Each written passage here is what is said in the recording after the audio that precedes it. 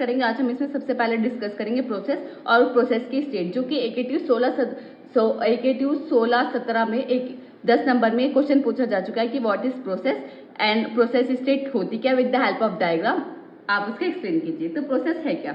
In operating system a process is a program. Operating system में process क्या एक programme है दैट इज बीइंग एग्जीक्यूटेड।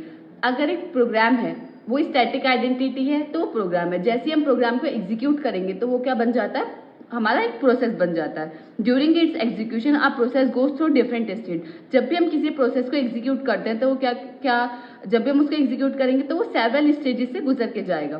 तो वो स्टेजेस हैं क्या? Process state new, ready, run, wait and block and termination. ये क्या ऐसी कुछ स्टेट्स हैं जब भी हम किसी भी प्रोसेस को क्रिएट करेंगे या हम उसको एग्जीक्यूट करेंगे तो वो इन सब स्टेट से होकर जाएगा। तो ये सब उसकी 5 स्टेट्स हैं। वही मैंने लिखा था process from its creation to complete passes through the various state. जब हम उसको क्रिएट करते हैं, जब हम उसको कंप्लीशन स्टेट तक पहुंचाते हैं तो वो इसके कुछ स्टेजेस होते हैं जिनसे वो जाता है, गुजर कर जाता है। मिनिमम जो उसके होते हैं ये 5 स्टेजेस होते हैं जो मैंने आपको बताई, new, ready, run, wait and block and termination. ये इसकी 5 मिनिमम स्टेट्स है। इससे ज्यादा भी हो सकती है लेकिन ये क्या मेन और मिनिमम स्टेट्स है। अब हमारी पहले क्या होती है न्यू। न्यू हमारी क्या होती है, न्यू को मैं आपको समझाती हूँ कि न्यू स्टेट बेसिकली है क्या। न्यू स्टेट है क्या, जो भी हमारा प्रोसेस है वो कहाँ है, हमारा सेकेंडरी मेमोरी में है। अगर हम प्रोसेस को सेकेंडरी मेमोरी से पिकअप करके मेन मेमोरी में लाएंगे, अभी मेन मेमोरी में लाएंगे, सिर्फ हमने क्या किया सेकेंडरी मेमोरी से उसे पिकअप किया और मेन मेमोरी हम उसे लाने वाले हैं, तो that is called new state. ठीक है, वो क्या होगी हमारी न्यू स्टेट, यानी हमने उसे मेन मेमोरी से पिक कहाँ कर लिया, वो सेकेंडरी मेमोरी से कहाँ पिकअप कर लिया, मेन मेमोरी में। A process which is going to be pick up by the operating system वही into the main memory is called new process. कि हमने कोई भी ऑपरेटिंग सिस्टम क्या करेगा, कोई भी प्रोसेस को पिकअप करेगा सेकेंडरी मेमोरी में और उसको किस में लाएगा, मेन मेमोरी में। उसको क्या बोलते हैं, न्यू प्रोसेस। नेक्स्ट स्टेट क्या है, रेडी स्टेट। रेडी स्टेट क्या है, whenever a process is created it is directly enter in the ready state. जब भी हमारा प्रोसेस क्रिएट हो गया, हमने क्या करा, उसे सेकेंडरी मेमोरी से किस में लिया, मेन मेमोरी में हमने पिकअप कर लिया, तो क्या होगा, यानी अब वो मेन मेमोरी में आ चुका है। तो इसका मतलब क्या है, वो रेडी स्टेट में। जब वो रेडी स्टेट में है यानी वो प्रोसेस किस में है, हमारा मेन मेमोरी में। Whenever a process is created, it directly enter to ready state in which it wait for a CPU to be assigned। और वो रेडी स्टेट में आ गया, अब वो वेट कर रहा है कि कब उसको हम CPU असाइन करेंगे। तो वो क्या होती है उसकी रेडी स्टेट। देन आती है उसकी क्या, रनिंग स्टेट। रनिंग स्टेट में क्या होता है कि one of the processes from the ready state जब will be chosen by the operating system depending upon the scheduling algorithm.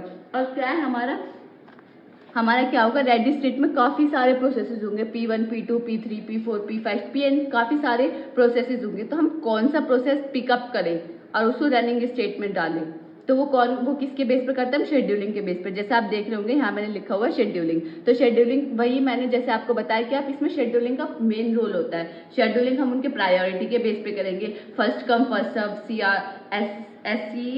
TF, काफी सारी शेड्यूलिंग एल्गोरिथम है। किसी का भी यूज करके हम क्या करेंगे, अपने प्रोसेसेस को चूज करेंगे कि कौन सा प्रोसेस हम किस रनिंग स्टेट में डालेंगे। ये होता है प्रीएम्पशन। प्रीएम्पशन यानी जैसे मैंने इसमें लिखा है प्रीएम्पशन यानी P1 हमारा रनिंग स्टेट में है, लेकिन P1 से जो ज्यादा प्रायोरिटी वाला है जैसे P5 वो उस टाइम आ गया हमारा, तो हम क्या करेंगे, फोर्सफुली P1 को रोकेंगे कि अभी आप रुक जाओ, अभी आप एग्जीक्यूट मत हो। P1 को रोककर हम P5 को करेंगे, यानी P1 को हमने फोर्सफुली रोका है, फोर्सफुली स्टॉप किया उस प्रोसेस को। That is called preemption. कि फोर्सफुली किसी भी प्रोसेस को रोकना, वो होता है हमारा प्रीएम्पशन। ठीक है, अब ये हमने क्या है, इनपुट आउटपुट रिक्वेस्ट, यानी जैसे अब P5 आ गया, P5 हम एग्जीक्यूट करा, अब P5 को सडनली क्या होगा, इनपुट आउटपुट की जरूरत पड़ेगी। उसे CPU एक टाइम तक चाहिए था, देन उसके पास उसे क्या चाहिए था, इनपुट आउटपुट चाहिए थे। तो क्या कहाँ हो गया, CPU का अपना काम खत्म करके देन वो इनपुट आउटपुट रिक्वेस्ट करता है और वो किस में चल जाता है, वेटिंग स्टेट में चला जाता है। यानी वो वेट करेगा अपने काम कंप्लीट होने तक। जब वो अपना काम कंप्लीट होगा, अगर उसे आगे जरूरत पड़ेगी CPU की, तो वो CPU का एलोकेशन के लिए चला जाएगा, अदरवाइज वो वही यहीं टर्मिनेट हो जाएगा, आगे जाके क्या हो जाएगा, वो कंप्लीट हो जाएगा। ठीक है, वही इसमें बताया है मैंने, ये आपको मैंने डायग्राम के थ्रू पूरा एक्सप्लेन कर दिया। इनपुट आउटपुट रिक्वेस्ट के बाद वो रनिंग स्टेट में, रनिंग के बाद वो क्या जाए, टर्मिनेशन यानी जो हमारा प्रोसेस है वो हमारा एग्जीक्यूट हो चुका है पूरा।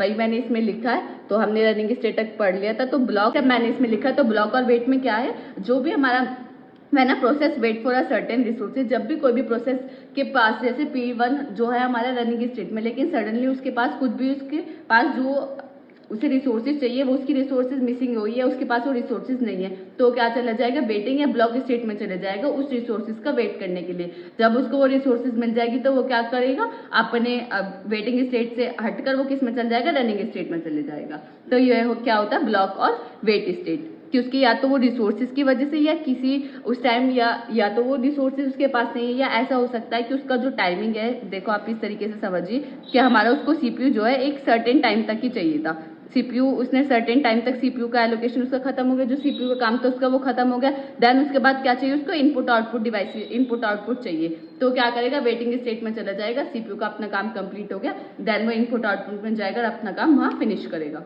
तो ये क्या होता है, हमारा ब्लॉक और वेट के अंदर आता है। नेक्स्ट आता है हमारा टर्मिनेशन। टर्मिनेशन में क्या होता है, when a process finish it's execution it come in the termination state, जब भी सारी स्टेट यानी वो रनिंग, वेटिंग, न्यू सभी स्टेट्स में चला जाता है, वो अपना सारा काम कंप्लीट कर लेता है, उसको सीपीयू एलोकेट कर देते हैं, जो उसको वर्क था वो उसने अपना वर्क कर दिया, तो देन वो क्या हो जाता है, उससे एग्जीक्यूशन कंप्लीट हो जाता है और हम बोलते हैं कि हमारा जो प्रोसेस है वो कंप्लीट हो चुका है, वो टर्मिनेट टोटली हो चुका है। तो ये हमारा जो भी अगर आएगा प्रोसेस एंड प्रोसेस स्टेट, तो आपको ये सब लिख के आना है, इसकी पूरा डायग्राम बना के आना है, आपको प्रोसेस क्या है विद इट्स एक्सप्लेनेशन, जैसे मैंने आपको बताया आप इस तरीके से लिखेंगे तो आपको 10 में से 8-9 मार्क्स बहुत इजीली मिल जाएंगे।